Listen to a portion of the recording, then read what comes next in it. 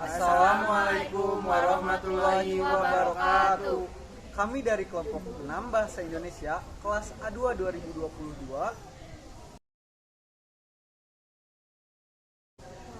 Saya Alif Novi Aldin dari kelas A2 2022 dan rekan saya Denisha Aljura Pratiwi. Saya Nadia Putri Azahra. Saya Muhammad Hakam Al-Fazri akan mempresentasikan tentang pengertian paragraf. Pengertian paragraf. Paragraf adalah suatu kesatuan pikiran tersusun dari himpunan kalimat yang bertalian dalam suatu rangkaian untuk menyatakan gagasan utama. Karya tulis ilmiah adalah tulisan atau laporan tertulis yang memaparkan hasil penelitian atau kajian suatu masalah oleh seseorang atau kelompok dengan memenuhi kaidah dan etika keilmuan.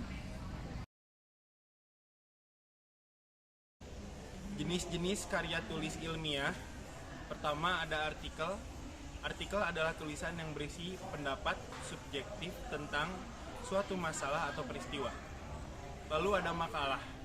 Makalah yaitu salah satu bentuk karya ilmiah yang menyajikan sebuah masalah.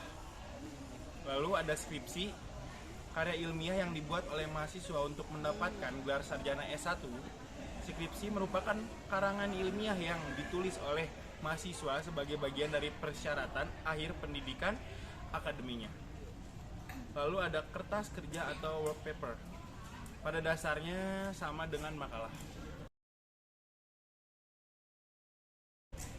Lalu paper, sebutan khusus untuk makalah di kalangan mahasiswa. Selanjutnya ada tesis, karya tulis ilmiah mahasiswa untuk menyelesaikan program studi S2 atau pasca sarjana yang bersifat lebih mendalam dibandingkan dengan skripsi. Tesis mengungkapkan pengetahuan baru yang didapat dari penelitian yang dilakukan individu yang bersangkutan. Yang terakhir, disertai atau PhD tesis diperuntukkan bagi mahasiswa program S3 atau tugas akhir untuk meraih gelar dokter atau doktor, lebih berfokus mengemukakan hasil analisis oleh penulis yang dapat dibuktikan kebenaran, kecocokan, dan keakuratan data dengan realita yang ada. Disertai harus berisi suatu temuan terbaru dari penulis itu sendiri yang bersifat orisinil. Yang pertama ada sistematis, topik dan subtopik saling berkaitan dan mengacu pada topik utama. Yang kedua, harus sesuai akal sehat penulis dan penalaran yang logis. Yang ketiga, data tulisan harus objektif yang teruji kebenarannya secara empiris. Yang keempat, argumentasi teori yang benar, sahih dan relevan.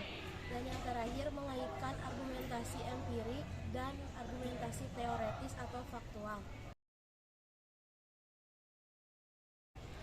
Bentuk karya tulis ilmiah. Karya tulis populer diungkapkan dalam bentuk ringkas. Ragam bahasanya populer atau lebih santai dan menarik dengan kalimat yang mudah dipahami. Dan umumnya disukai banyak orang serta dapat diputar di media sosial. Jenis-jenis paragraf. 1. Paragraf narasi.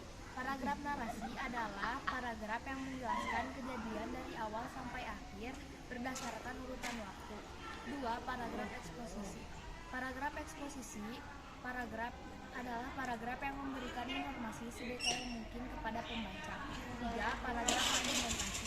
Paragraf argumentasi bertujuan untuk meyakinkan orang lain bahwa ide, gagasan, dan pendapat yang dipaparkan adalah benar adanya dan terbukti nyata.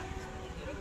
Paragraf persuasi. Paragraf persuasi adalah paragraf yang bertujuan untuk membujuk orang lain melakukan sesuatu sesuai yang diinginkan penulis.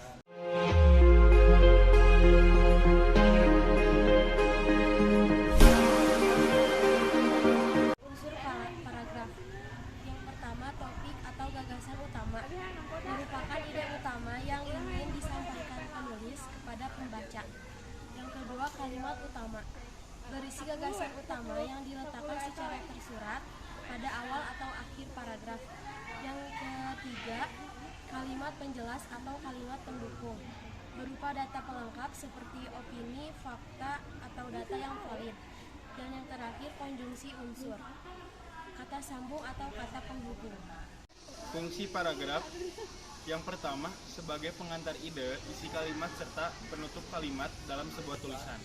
Yang kedua, paragraf sebagai bentuk mencurahkan isi pikiran si penulis dalam bentuk tulisan. Lalu yang terakhir, paragraf digunakan untuk mempermudah pembaca dalam memahami isi dalam tulisan.